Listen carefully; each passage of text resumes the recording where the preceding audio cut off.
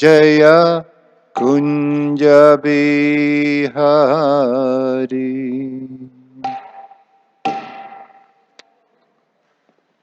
Jayam Vishnupad Paramahansa Parivrajacharya Ashtotara Shishimad His Divine Grace A.C. Bhaktivedanta Swami Srila Prabhupada Ki Jayam Vishnupad Paramahansa Parivrajacharya Ashtotara Shishimad His Divine Grace Bhaktisiddhanta Saraswati Goswami Maharaj Srila Prabhupada Ki Ananta Koti Vaishnava Vrinda Ki ISKCON Founder Acharya Srila Prabhupada Ki Prense Kaho Sri Krishna Chaitanya Prabhu Nityananda Shri Advaita Gadadhar Shiva Shadi Gaura Bhakta Vrinda Ki Grantara Srimad Bhagavatam Ki Tai Gaura Premanandi. Oh, glories to the assembled devotees. Oh, glories to the assembled devotees. Oh, glories to the assembled devotees. Oh, glories to Shishi Guru and Shigoranga. Om Namo Bhagavate Vasudevaya. Om Namo Bhagavate Vasudevaya. Om Namo Bhagavate Vasudevaya.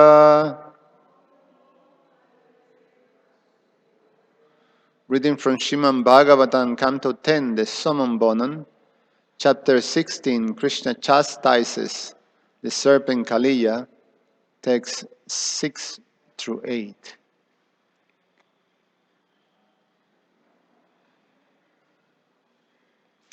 Text number 6. Tam chanda begavisha viryam aveshya. No. Tam chanda begavisha viryam avekshate dushtan nadin chakalasamya manavatara. Krishna kadamba nadiruhya tatoti tungam. Aspotyagadha rasano nyapatat vishode. Translation. Lord Krishna saw how the Kaliya serpent had polluted the Yamuna river with his terrible, powerful poison. Since Krishna has descended from the spiritual world specifically to subdue envious demons, the Lord immediately climbed to the top of a very high Kadamba tree and prepared himself for battle. He tightened his veil, slapped his arms, and then jumped into the poisonous water. Purport. According to the Acharyas, Lord Krishna also tied back the locks of his hair as he prepared to do battle with Kaliya. Text number 7. Sarpahrada purushashara nipata vega Shanshobitoraga Bisho Chaswa Bishochwasitamburasi Paryak Pluto Bishakashajya Bibisha Normir Davan Danushatana Nanda Balasya Kimtat. Translation.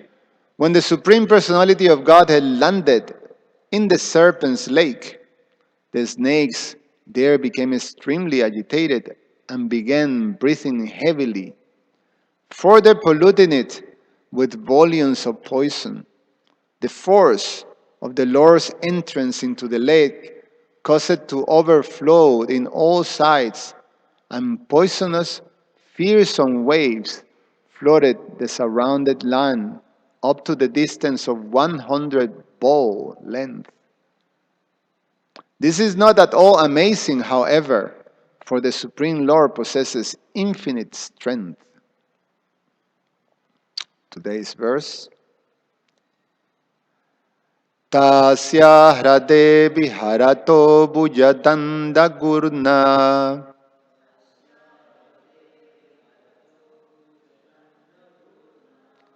Vargoshananga Barabara Nabikramasya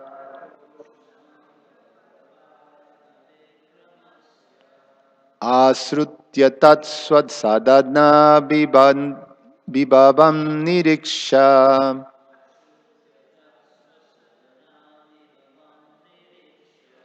Chakshushabasamasaratadamrisyamana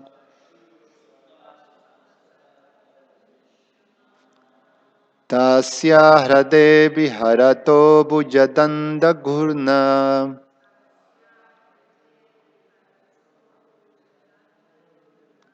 Barghoshananga barabara nabrikramasya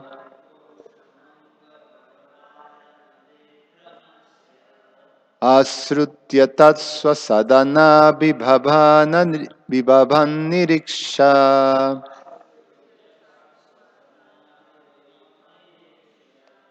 Chakshushabasamasaratadamrishyamana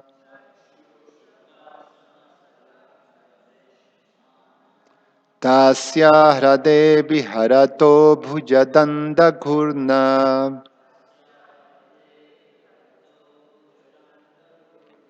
Bargoshan anga barabhara nabikramasya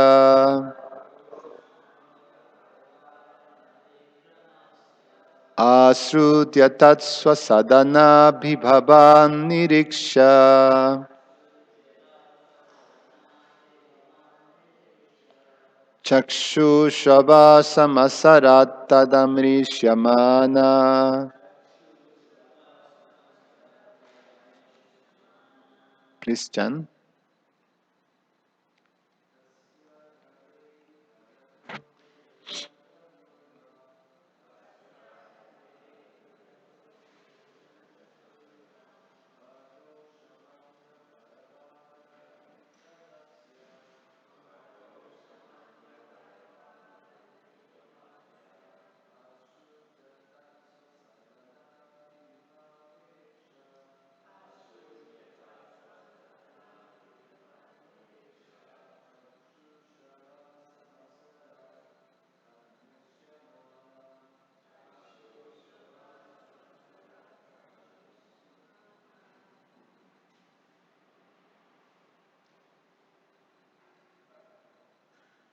Anyone else?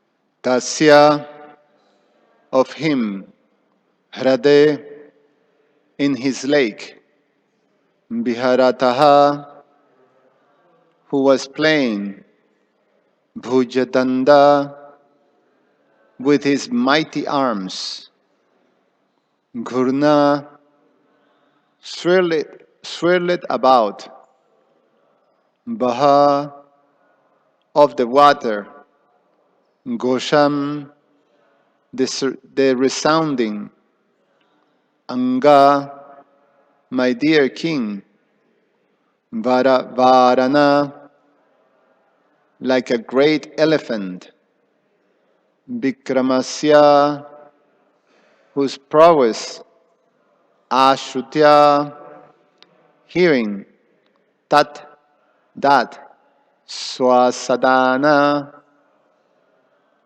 of his own residence, Abhibhavani, Abhibhavam, the trespassing, Niriksha, taking note of, Chakshushravaha, Kaliya, Samasarat, came forward, Tat, that, Amrisya Manaha, being unable to tolerate. Translation and purport by the disciples of His Divine Grace, A.C. Bhaktivedanta Swami Srila Prabhupada Ki Jai. Krishna began sporting in Kaliya's lake like a lordly elephant, swirling his mighty arms and making the water resound in various ways. When Kaliya heard these sounds, he understood that someone was trespassing in his lake. The serpent could not tolerate this and immediately came forward. Purport. According to the Acharyas, Lord Krishna was producing wonderful musical sounds within the water simply by splashing his hands and arms. Om Gyana Tibrandasya Gyananjana Shalakaya Chakshur Ummilitam Yena Tasmai Sri Gurube Namaha. Namo Vishnu Padaya Krishna Saya Bhutale Srimate Ramapada Swami Iti Namah. Namo Vishnu Padaya Krishna Prastaya Bhutale Srimate Bhaktivedanta Swamin Iti Namine. Namaste Saraswati Deve Gauravani Pracharine Nirveshesha Shunyavadi Pashatyade Satarine. Vancha kalpa tarubhyasha kripa sindhu vyayevacha patitanam pavanevyo vaishnavevyo namo namaha.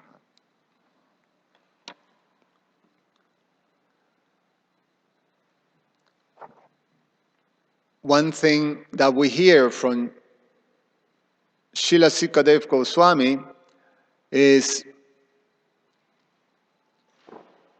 highlighting the wonderful activities and the powers of the Supreme Personality of Godhead, Krishna. We hear in the Bhagavad Gita and the Srimad Bhagavatam, in the beginning of the Bhagavatam, the position of Krishna as the supreme controller, the Swayam Bhagavan, the source of all things. In the Bhagavad Gita, Krishna expresses that he is the source of everything material and spiritual. Bahunan, what is it? No. The Chaturshloki verse in Bhagavad Gita. I got a blank. Aham sarvasya prabhavo matta sarvam pravartate. That Krishna is the source. We also hear why he descends to this world. Paritranaya sadhunan vinashaya chaduskritan dharma sanstapanartaya sambhavami yuge yuge. That he descends to give pleasure to the devotees, to protect the devotees, and to annihilate the miscreants, and to establish the principles of religion. He comes in every millennium to this world. Srila Prabhupada explains that Krishna doesn't need to come personally.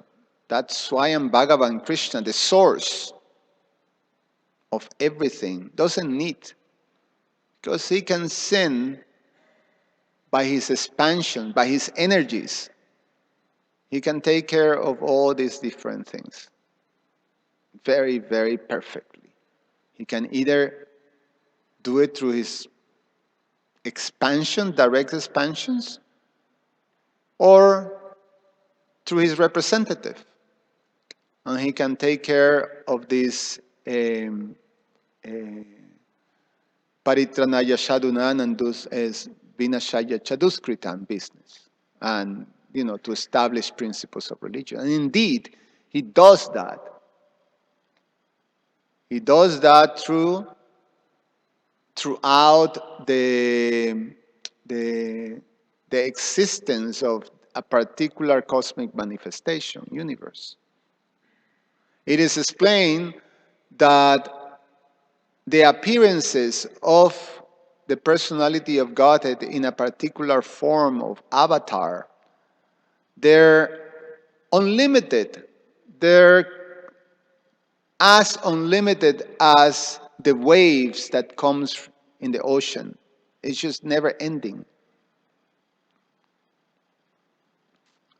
But it is explained that once in the day of Brahma, this Swayam Bhagavan Krishna descends to perform his very intimate pastimes. And he comes with his associate and his own abode, Goloka Vrindavan. And Srila Prabhupada explains that the purpose and the reason of this is because he not only is taking care of the regular business, but also performing these very sweet pastimes that are meant to attract the heart of the conditioned souls. They're pastimes that are filled with imbued with the mood of Vrindavan, which is of this unconditional love between the living entity and the personality of God. That is mutual.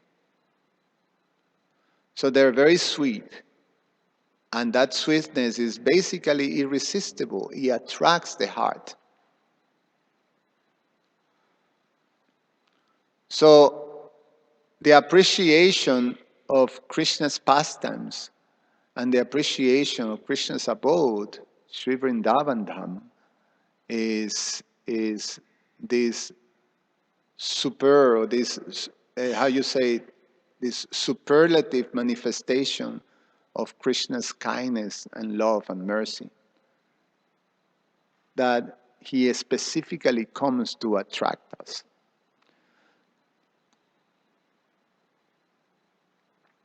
Srila Prabhupada explained to us that it is impossible to appreciate and Srila Rupa Goswami also says that, that with our material senses we cannot appreciate Sri Vrindavan Dham or Krishna's manifestation, Krishna's deity form, or Krishna's pastimes, or activities and like that. We can't. Not with our blunt material senses. Prabhupada explains that we can only see through our hearing. So with our material eyes, we won't be able to see. So we learn to see through our hearing. So by the association of Srila Prabhupada and the Vaishnava Acharyas and the devotees, the representatives of Lord Chaitanya Sankirtan mission, then we start to be able to see, then we can appreciate.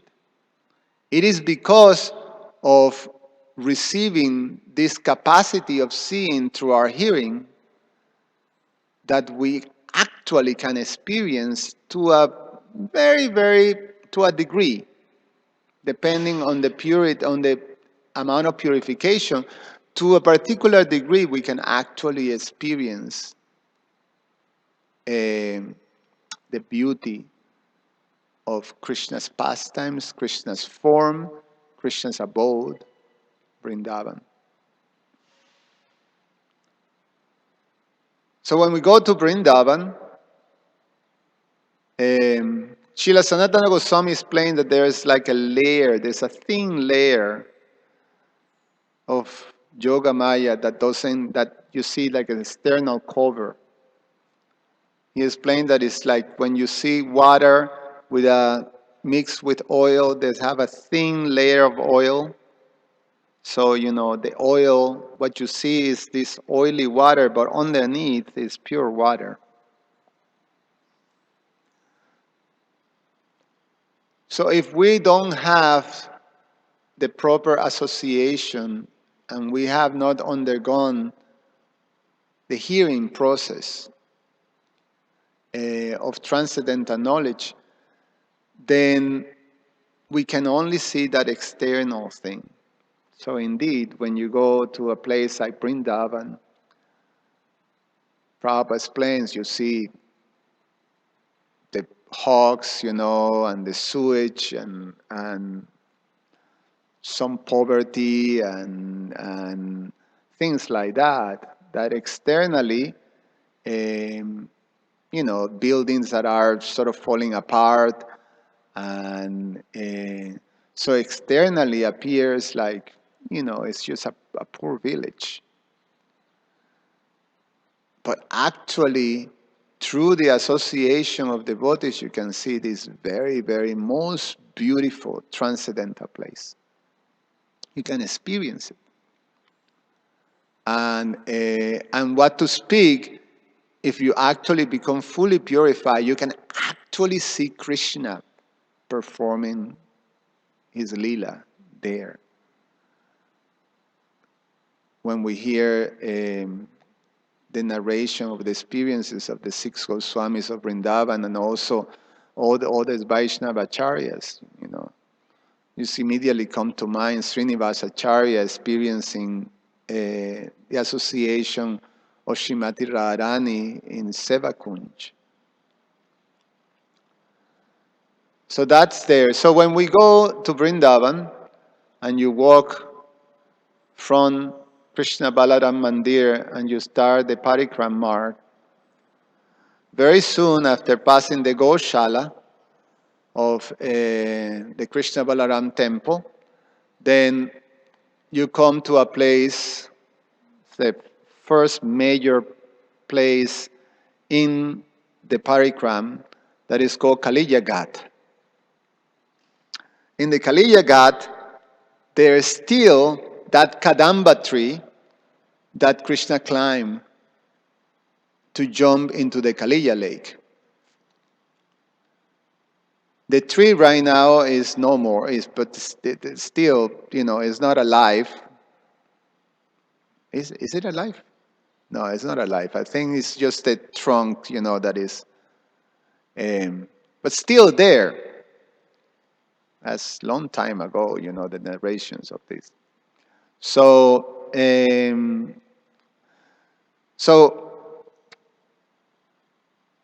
the narration, going to this narration is quite amazing. What the Acharyas is highlighting is the grace and the beauty and, the amazing power of Krishna in the narration.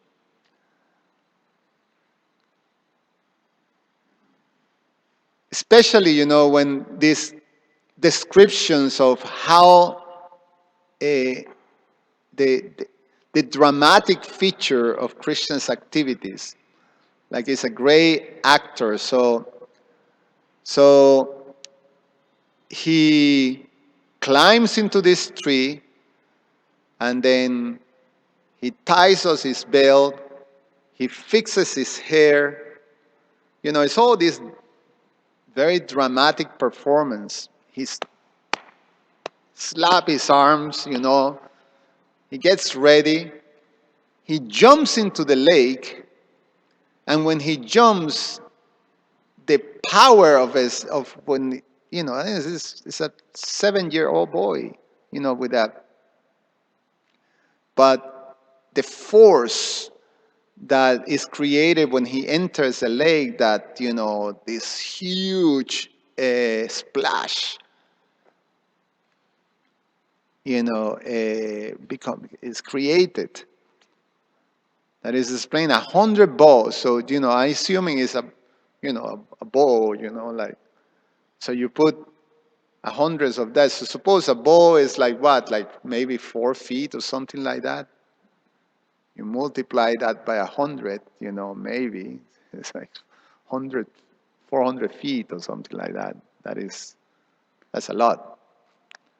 And then what amazes me too is that then he started to play in the water. Like, and the description of these waters were like, they were, the term that is used, it was, I think it's in the previous verse, it is Kashaya, Visha Kashaya, a reddish yellow. So if you see water that is reddish yellow, then you will go like, oh. And because of the terrible poison, the water was boiling, and there was fumes come out. So this is the description of this water. But Krishna jumps in then, and then it's try to, sports like a splashing. It's played like like a great elephant splashing, but the splash is creating this musical creation. He's actually making music with the splash. I like when whatever I see, you just start to play and, try to make music with, things, Yeah, with your knee or. There was one time that I went with my spiritual master to a program, and we find out that there's no mardanga. So he jokingly passed me a wooden box. So, and I grabbed the wooden box and I started to play mardanga with the wooden box, and he looked at me like, oh. So you make a sound. You can make something musically out of any. But Krishna is making this amazing musical creation by splashing the water. So how amazing this Krishna is. Whatever he does is with this, beautiful grace and artistry and like, it's inconceivable. I mean, later we're going to see how by chastising Kaliya, the way he chastised Kaliya, I mean, you think like someone chastising and beating someone to pulp almost to death is a violent, bloody thing. Beating someone that is just like, scary when you see someone being beaten, to pulp, like that.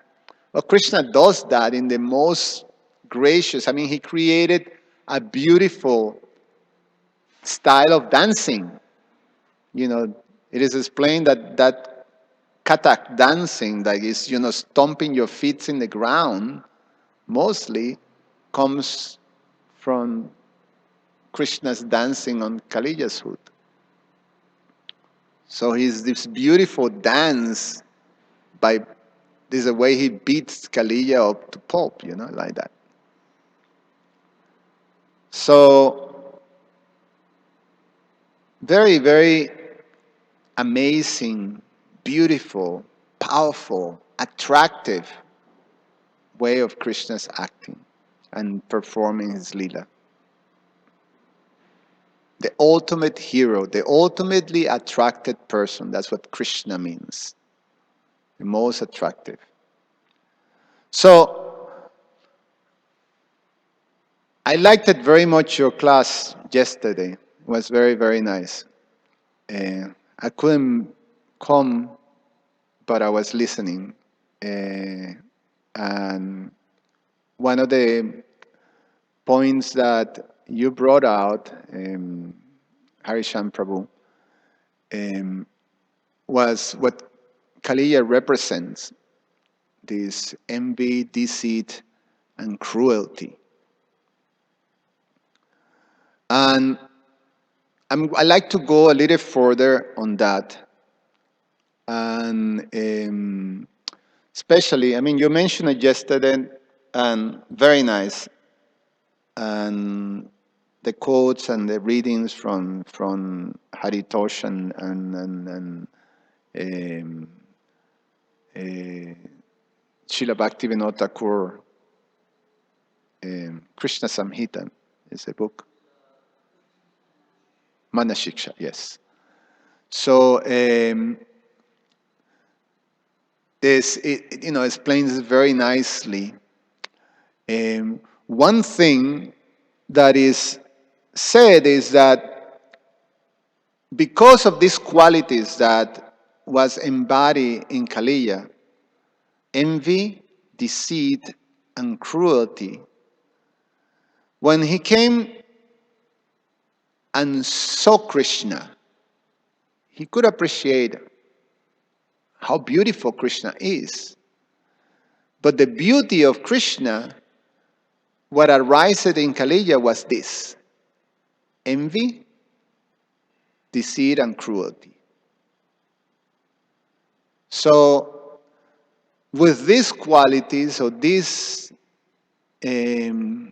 with these type of qualities, you can appreciate, even if you see Krishna face to face, or even if you experience, Krishna's energy, you can appreciate it. And what arises is actually anger, deceit, envy, cruelty, like that. That's what comes out.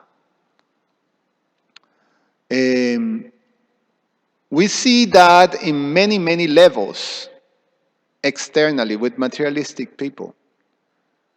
Especially when you engage in the activities of Sankirtan, when you go out regularly to perform Harinam and book distribution and preaching, then you see it.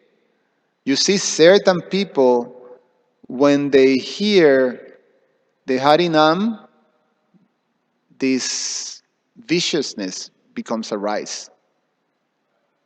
Like that, actually. Sometimes goes as further as of attacking the devotees. There's many instances, I'm sure, some of you have experienced that. I myself experienced it many times, of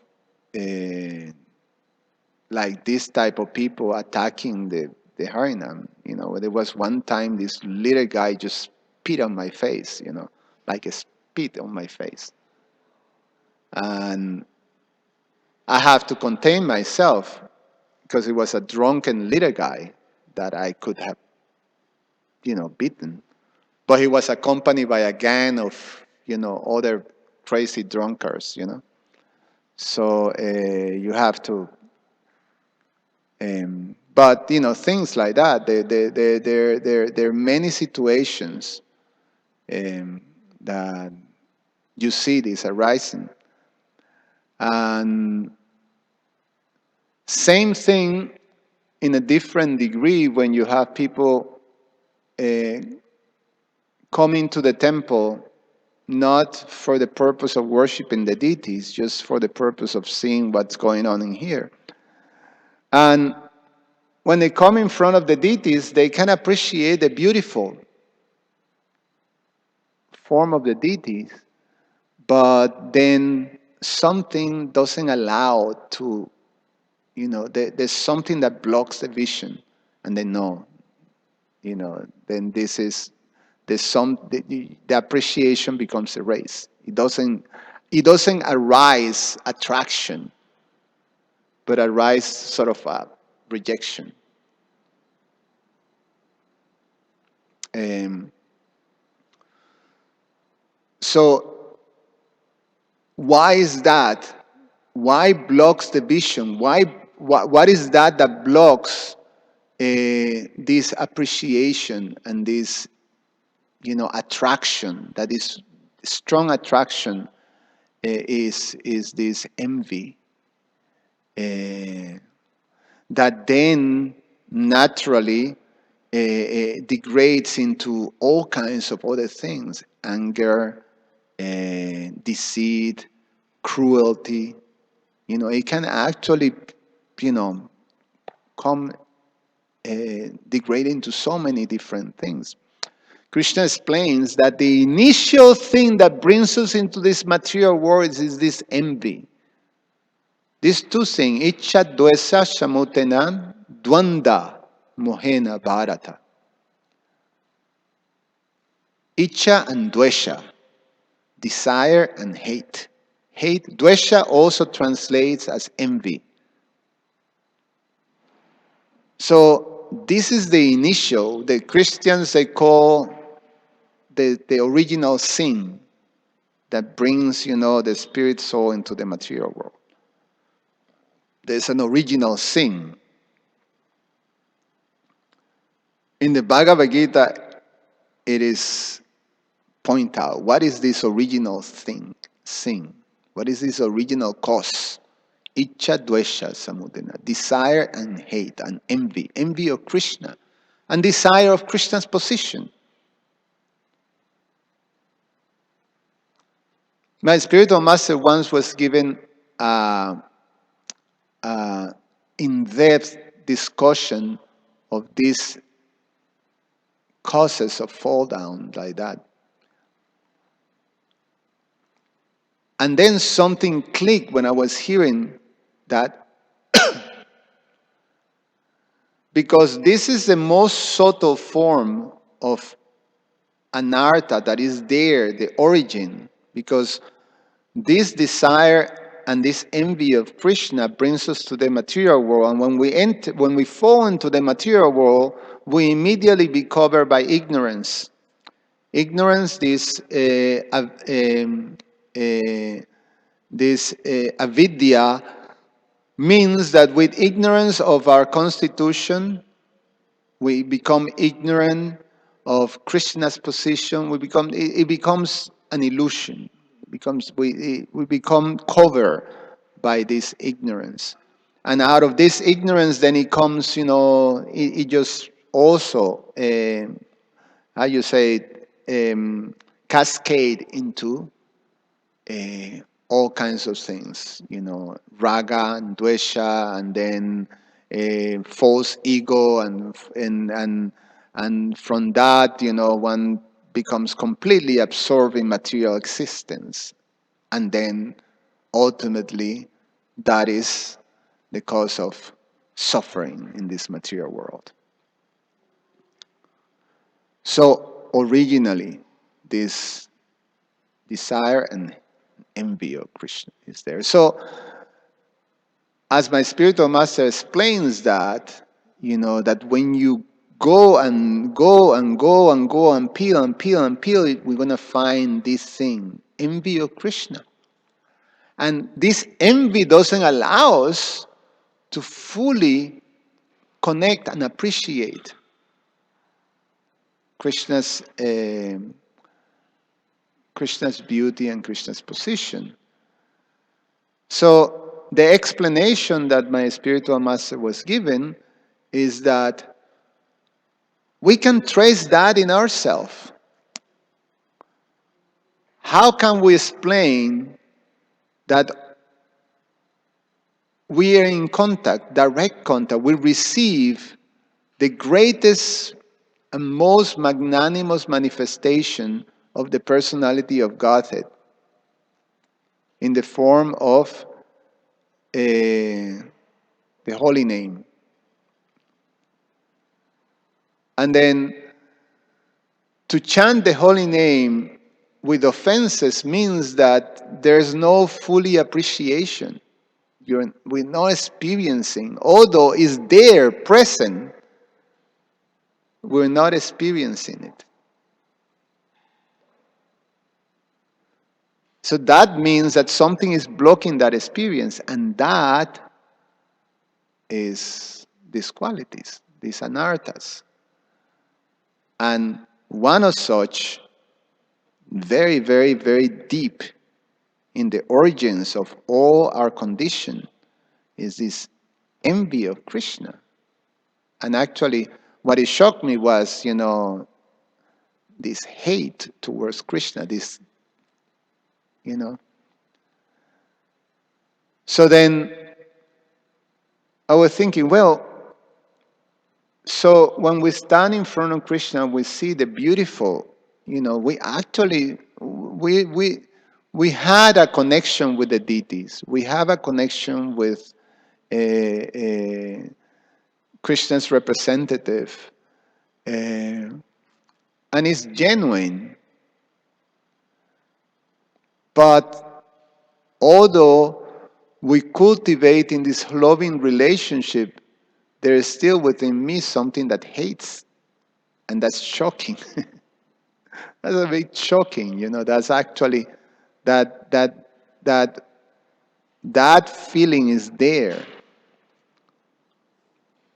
So that is like Kaliya. Srila Prabhupada explains that the holy name, actually Srila Sanatana Goswami, I think, but Prabhupada quotes, the holy name, when we chant the holy name, the holy name dances in our tongue. And Srila Bhaktivinoda Thakur says that our tongue is the most of all the senses, Sarida, Vidya, Jyotendriya, Taika, Jive Pele, Vishar Shagare. Of all the senses, this tongue is the most heinous. So just like Kaliya, Krishna dancing in Kaliya and stomping all the poison out, and purifying on the hoods of Kaliya. And Kaliya, was fighting Krishna. And Krishna, boom, hitting him in each one of the hoods. And every time he hit, the poison was coming out, vomiting all the poison. So he has been purified with each of those stumps in the head. So similarly, Srila Prabhupada explains, he gives this analogy with our tongue and the holy name. The holy name dancing in our tongue is purifying by the process of chanting and eating prasadam. But the holy name specifically is dancing in our tongue and is purifying. Just all the poison starts to come out. So sometimes we experience as devotees that, now that I'm before practicing Krishna consciousness, I was like a normal person, quote unquote. And now it's all these things, that they're coming out that it shocked me, like now, I can find myself, angry or whatever, you start to see that, you start to feel yourself like, being greedy about something, or, things comes out, or, this anger boost, how do you say boost? This bursts of angers, come, things like that, and you get shocked.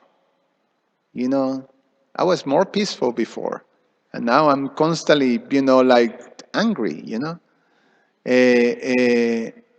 So, but that is, that is the stuff coming out.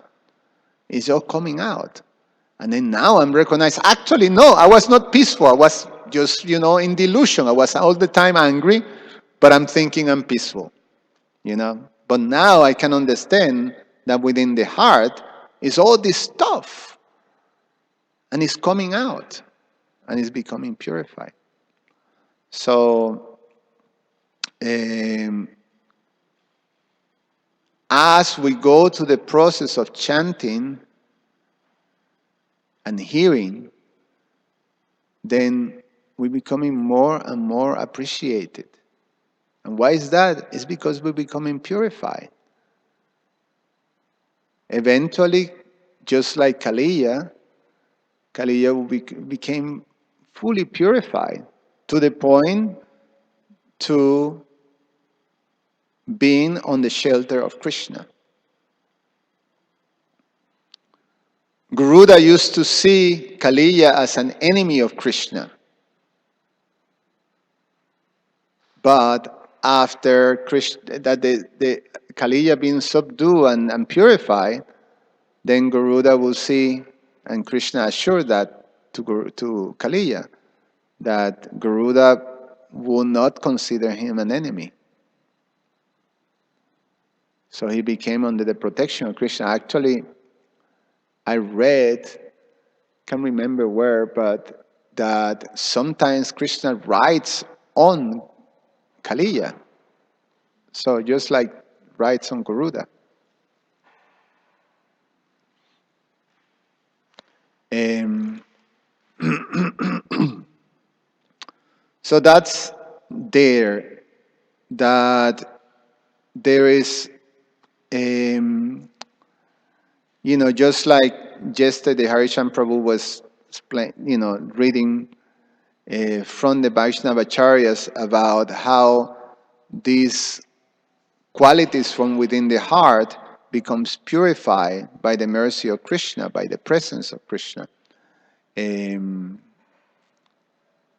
How we become protected externally and internally from these things um, is is a very important aspect to actually appreciate.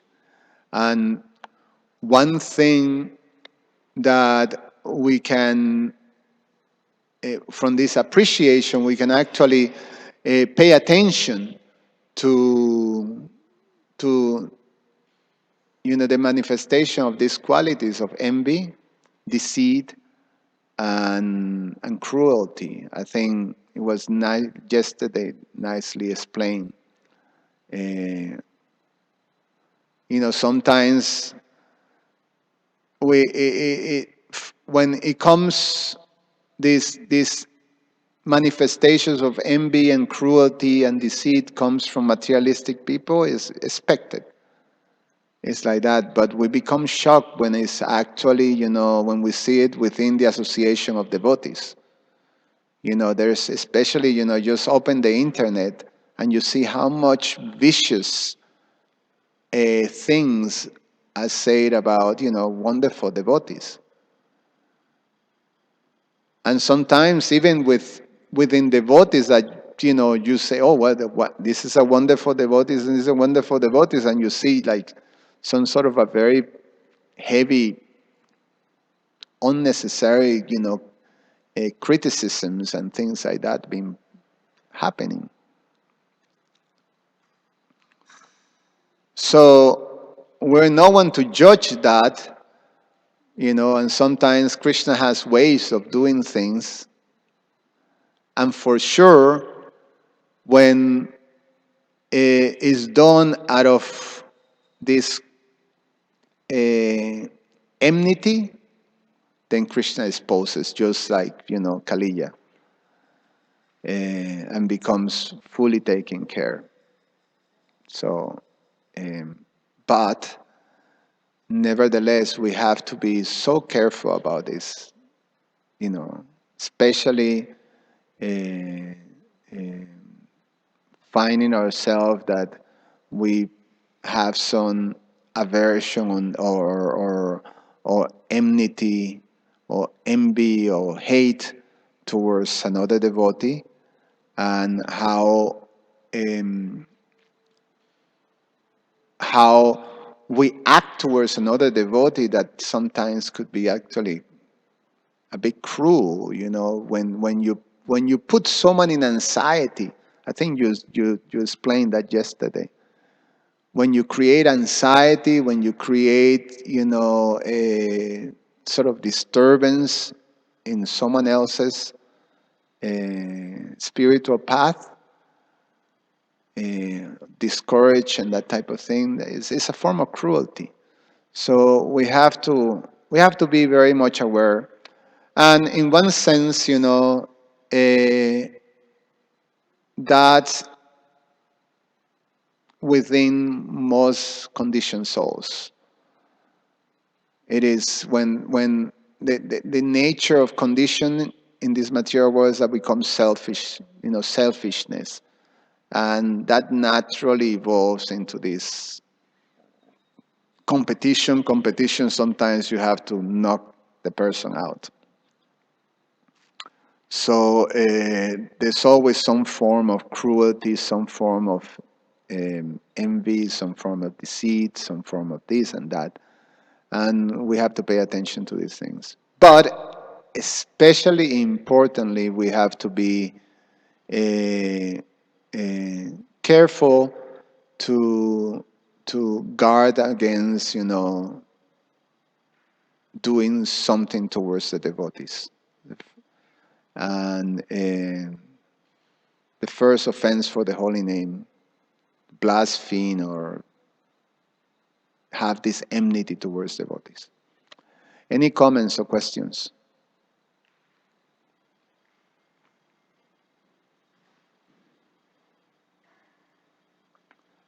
Back to Daniel and then Jai Baladev Prabhu. Hare Krishna, Prabhu. I guess not so much a question, just kind of a reflection, I guess.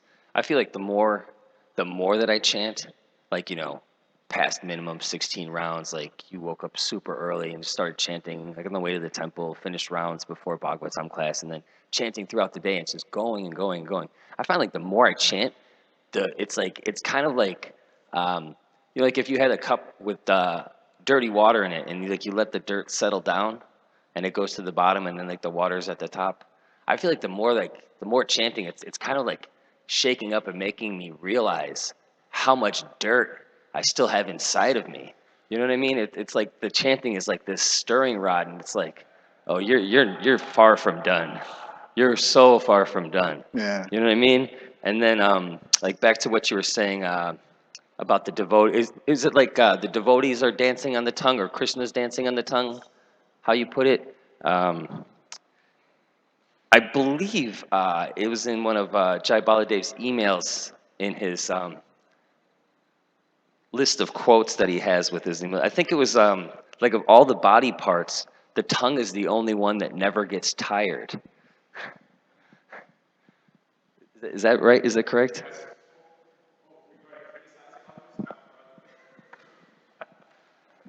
Is that it? No, are you done? Oh, you done? Jai Baladev, keep it tight and to the point. The only reason I go on so long in your class is because you make so many wonderful points. So I have to actually edit my points down. I was like, wow. Yeah, just keep it tight. So we'll see. So I actually got that's a really profound realization by the Is it Daniel on Prabhu. that microphone? Hello. Yeah, okay. I usually don't need one. I'll have to steal Dr. Daniels. I really appreciate that point. FYI. You made a lot of wonderful points. Correct me if I'm wrong, but I believe in a verse of today, it mentions that when Krishna splashed the water, beautiful musical sounds emanated. Right. And so I really appreciate that point, and it reminds me of my favorite point. Like we hear the Brahma Samhita, every word is a song, every step is a dance, and Krishna was playing music by splashing the water, and he was dancing on Kaliya. So it wasn't like a battle; it was a musical party. That's what I appreciate. So it reminds me of one of my favorite points I appreciate because in the Bhaktisiddhanta Vaibhav, the session entitled "The Chanting of the Holy Name," although most devotional practices are essentially considered the same, Bhaktisiddhanta does make a distinction between Hari Kirtan and Hari Katha. Hari Kirtan means the music on the outside. Hari Katha, the music on the inside, because one thing I appreciate about this analogy is because essentially we see that when we want to tune a mridanga, we put water on the big side of the mridanga, either water in the winter or fire in the summer to tune a mridanga. We also play beautiful melodies on a harmonium. But Bhaktisiddhanta was essentially saying in this section regarding being serious about hearing Hari Katha, he said basically he was saying it may be easy to tune a mridanga or play beautiful melodies on a harmonium, but it's not so easy to stay in tune to Krishna consciousness or remain in harmony with our higher spiritual nature. For that, we need Hari Katha. And we see that in this pastime, the reason Krishna chastised Kaliya was to tune his character, because one thing I appreciate about instruments is that if you play an instrument that's out of tune, it doesn't sound good. In much the same way, we see that all the great demons throughout the scriptures, because their character is out of tune, they don't sound good. They start criticizing, start manifesting very negative qualities because their character is out of tune. And so the reason I appreciate about this pastime is that Krishna wasn't punishing Kaliya for punishment's sake, but to tune his character. There's a nice quote that says, people are like violin strings. They only make music when they're stretched.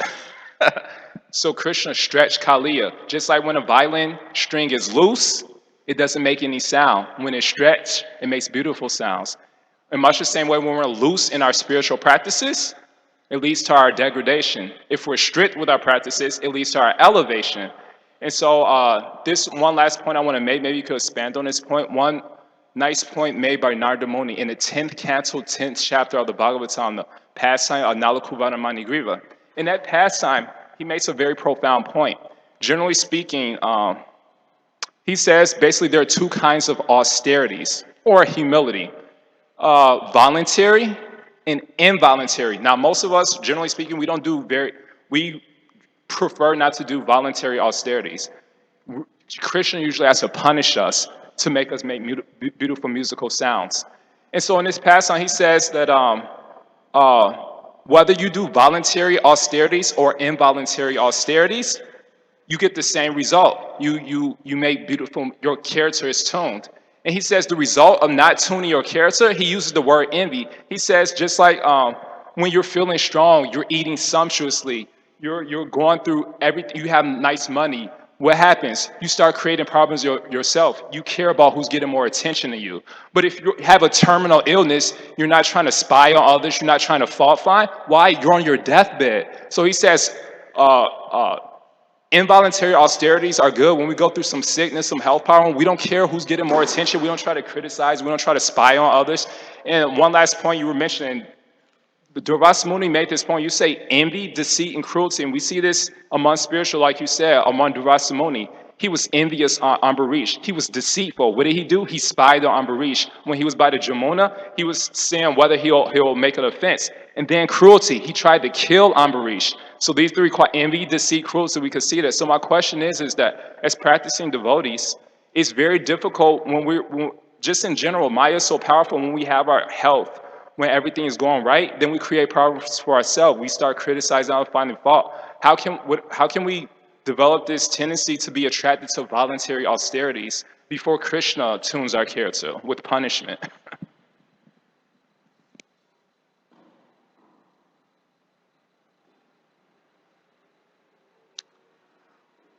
Well, in general, is out of ordeal. You realize that there's not much alternative.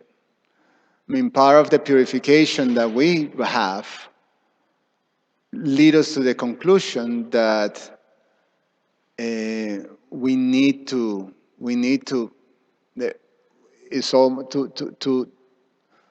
perform the austerities, and the austerities that is given to us by Srila Prabhupada is the four regulated principles, and fasting during Ekadasi and during the festivals, and